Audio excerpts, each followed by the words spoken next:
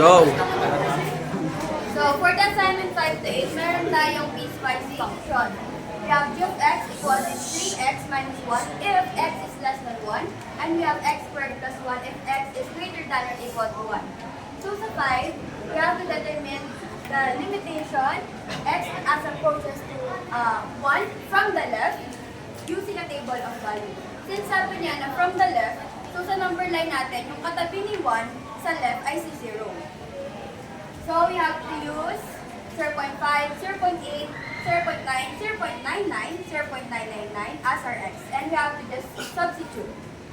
Since 0 nga, titignan natin dito sa piecewise function natin kung alin yung accurate sa condition. Since si 0 ay less than 1, gagamitin natin yung unang solution, which is bx minus 1. And makukuha natin yung sagot na 1.997. So number 6 naman, ang sabi niya, x approaches to the right. Since ang right ni 1 ay 2, siya yung gagamitin natin bilang x. Siya yung pinakamalapit kay 1 from the right.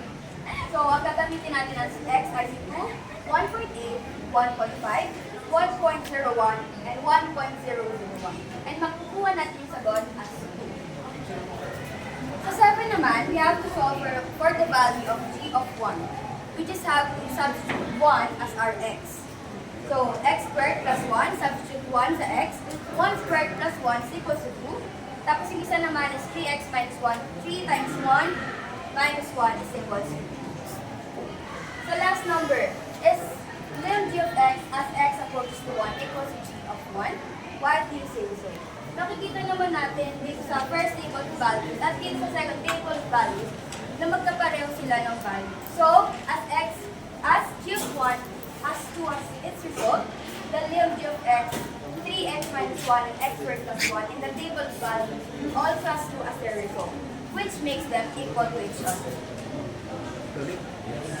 Teka lang, wait lang.